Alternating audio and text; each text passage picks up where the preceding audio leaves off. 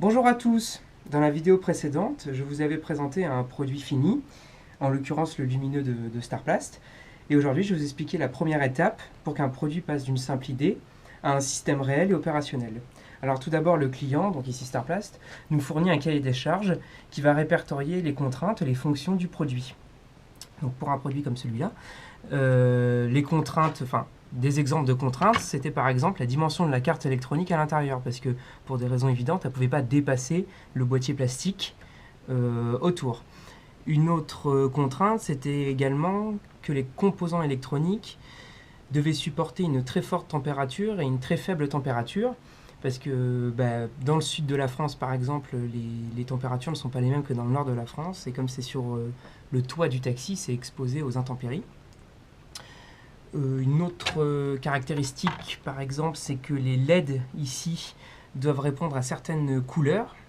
Ça fait partie d'une norme, il y a une norme qui existe pour ça, pour dire qu'il faut tel vert ou tel rouge, et aussi une telle intensité lumineuse pour que ça se voit comme il faut par les autres usagers.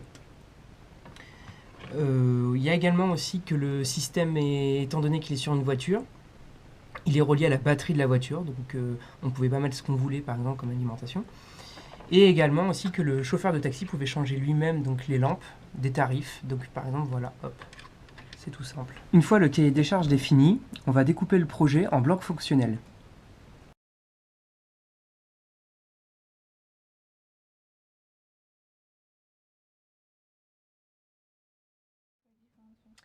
Donc, une fois les différents blocs définis, on a par exemple ici donc le microprocesseur qui va être le cerveau du système. Et donc il faut qu'il soit alimenté. Cette alimentation proviendra de la batterie de la voiture. Le microprocesseur, lui, va devoir communiquer avec le taximètre qui se trouve à l'intérieur du taxi, où le chauffeur va sélectionner les différents tarifs.